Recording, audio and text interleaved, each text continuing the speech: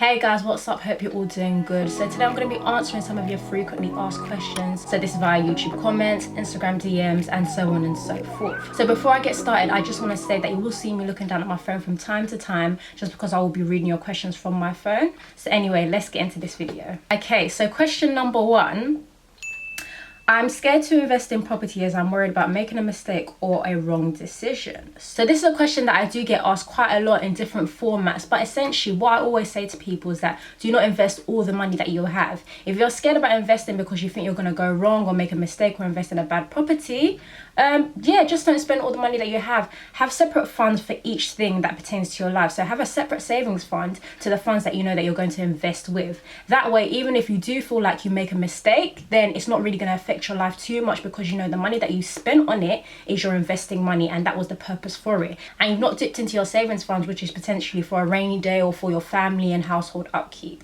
I also want to add to this that investing in property is one of the safer investments that you can do, and this is because property investing is a long-term gain, okay? So even if today you feel like you buy a bad investment, so that is maybe you spent a bit too much on a house, or maybe it's not bringing in the type of return that you're expecting in terms of the rent that you're going to get for it. The thing is, with property, if you hold on to it for long enough, in a few years time you're going to get capital gains on it. So even if your rental income isn't great, you can know that as you hold on to this property and potentially sell it on, years down the line, 10 plus years down the line, you're gonna have some good profit on top of it, which is known as capital gains. Okay, so yeah, that's why I say property investments are one of the safer investments, and as long as you're not throwing the money that you have in your savings for a rainy day into your investments, you should be good. Right, moving on to question number 2.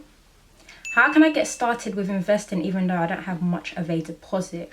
Okay, so first and foremostly, save. Okay, I know it sounds quite basic, but the best thing that you can do is save. Yeah, it's not too late to start saving. If you feel like you want to get started in property today and you do not have a deposit, you do not have any money towards property, then start now. If however you feel like you do not want to wait a couple years or however long it's going to take you to save a deposit for a house, then I would say if you've got a property that you own already, let's say the house or home that you live in, maybe you might want to take out some equity from that property. So essentially you go and refinance with your bank or your lender and you take out some of the value of that property so that you can use that towards buying your first investment property, and that's a good way to get started. If you don't have an existing property or a home that you currently live in and own, you might want to get started with rent to rent. Rent to rent is great for those who do not have a deposit or are unable to save towards a deposit for a house. Okay, so rent to rent, as I've explained in one of my previous videos, is essentially whereby you sign an agreement with a landlord to take over management of their property, and then you as the main tenant will basically get subtenants. So essentially,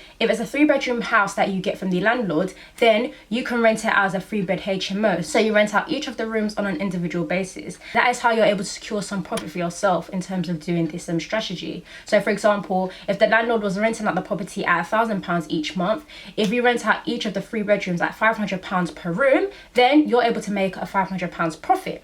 See, it's that easy, and before you know it, you would have saved enough money to start investing in your own properties and build your own portfolio. Outside of rent to rent, you can also get involved in deal sourcing. So deal sourcing is exactly what it says on the tin. So you find property deals, good below market value property deals, and then you sell them onto investors. Now, property deal sourcers can make very good money, okay? They can make anything from a couple £1,000s to £10,000, depending on how well they're able to package the deals for investors and basically how much they offer with their packages. Some people literally just find the deals and then send them on to investors. Some deal sourcers are a lot more thorough and will get involved in the whole process of purchasing the property. So yeah, whichever way you want to go, whatever way makes you feel more comfortable, there are a lot of options for you to help you get started in property if you do not have a lot of money right now, or you're unable to save a deposit to buy your own first investment property. Right, so question number 3. I'm interested in learning how to invest in properties. Can you help me? Right, so there are a number of questions that you're going to need to answer for yourself, okay? First question, do you want long-term or short-term growth, or do you want both? The reason I ask this question is because this will then determine the type of property strategy that you then go on to fulfill, okay? So if you're somebody that is interested in just short-term gain, then you might want to decide to buy and flip property. So essentially, you buy a property for, let's say, 50k, and then you sell it on for, 70k. So you made 30k profit, obviously minus the maybe refurb costs and other things like that. If on the other hand, you're somebody that's interested more in like long-term growth, then you'll be more interested in letting out properties. So this could be via a standard buy-to-let, whereby you rent out your whole house to a, one single household, or it could be a HMO whereby you rent out a house that you own to individuals. As well as renting out your property on a monthly basis to tenants, you can also expect long-term growth by the way of capital gains. So that is, when you then go on to sell the property, you'll see that it may have increased in value, and then that difference between what you bought the property for versus what it's worth when you go on to sell it will be the profit that you make. Okay, that's what you get to pocket. The second question that you'll want to ask yourself when learning to invest in property is, how much do you have to invest? Okay, do you have a deposit? So this kind of links back to my previous question. If you're not somebody that has a deposit or can wait to save towards one, then you may want to get started with rent to rent. Okay, that will help you to build up the capital, quite quickly, to be able to then go on to buy your own investment properties. Another question that you want to ask yourself if you're somebody that's interested in getting started in investing in property is, what is a good profitable area for my investment strategy? So if you've decided that you want to do HMOs, you want to do research on good areas for HMOs. You also want to check that it's going to be an area that is still accepting of HMOs. That is because I know that some, areas and some boroughs are not actually accepting HMOs anymore, so they may not be offering the licenses to, do so. So you definitely want to do that kind of research. Do that thorough due diligence and make sure that the area that you are investing in is going to be profitable for you, okay? You want to make sure that there's going to be demand and interest in the property that you go on to buy, whether it's that you want to buy to flip or whether it's that you want to buy to rent out to tenants. Another thing that you want to make sure that you do as a new investor is always buy below market value, okay? So if you see a property going for £100,000, you do not offer £100,000 or even £90,000. You want to aim for that price around 25% below market value. And the final thing that you want to do as a newbie property investor, you want to make sure that you are current, okay? Continue to read, continue to watch YouTube videos, okay? Feed your brain. Make sure that you're very knowledgeable about the area that you are investing in, okay? That is the best way to make sure that you'll continue to do well in your property business. Okay, so next question. Is now a good time to buy? Should I wait for house prices to fall further?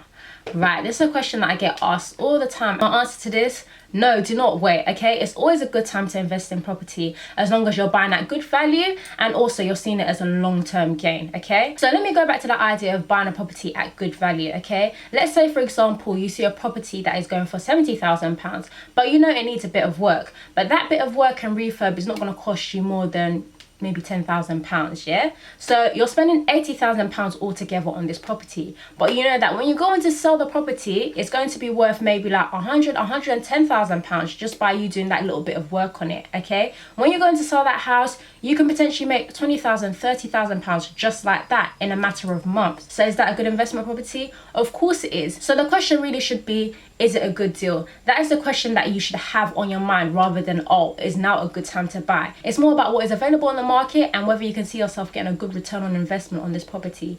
That is, of course, dependent on your strategy as well. So I've used a buy to flip example, but let's look at buy to let.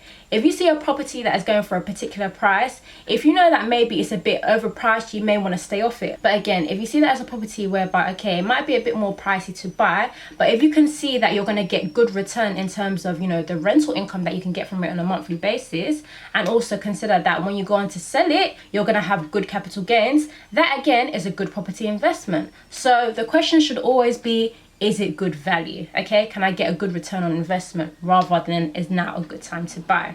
Another consideration for those who ask the question, should I wait until later to buy because they're waiting for house prices to go down, is the fact that what if the opposite happens, okay? What if house prices actually increase? And so in that sort of circumstance, you would have been better off buying before when house prices were actually cheaper. So you don't want that to be you, okay? Don't get caught out. As I mentioned earlier, look out for good deals, okay? That is a good sign to invest in property. It's not about the time of year, okay? These are things that will just delay you getting started investing in property, okay? Just look out for good deals. Okay, so next question.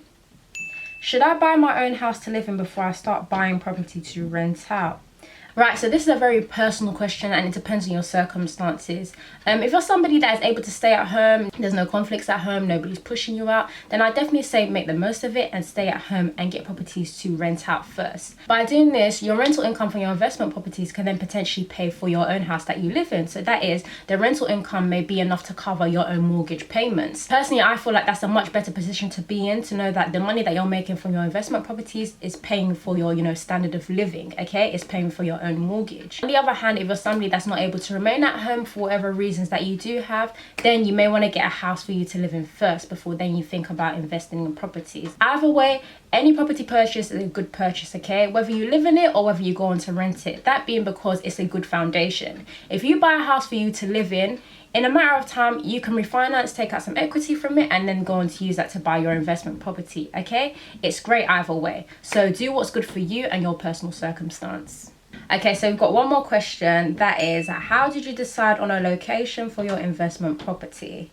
Okay, so the first thing I did was thorough research into the area and then also demand. So luckily enough, the area that I bought my investment property is an area that I once worked in. So I kind of had a feel for, you know, the good residential parts. So parts whereby, although there were a lot of houses, equally there was a lot of interest in getting houses in that specific area. House prices was also another consideration for where I decided to buy. I knew that before I could afford to get somewhere in London, it was going to take me a lot longer, and so I decided to go outside of London for my investment property. Return on investment was also a significant factor for me. So again, I made sure that it was going to be a house in an area whereby people would always want to live in, and therefore would always guarantee me my monthly rental income. And finally, as I mentioned in my previous video, also proximity to places of interest, so the train station, the local town centre, was so important to me when deciding on an area to buy in, okay? So I made sure that the property that I bought was very close, walking distance to the train station, as well as to the town centre. So guys, that brings me to the end of this week's video. I do hope you've enjoyed it, and I also hope that I've been able to address maybe some of your questions or your concerns via answering some of these frequently asked questions. If you have any other topics or areas that you'd like me to cover in these videos, please do also let me know down in the comments. I'd love to hear what those are, and I'll go back creating those videos for you. So as usual, thank you for watching, and I'll catch you next week. Bye.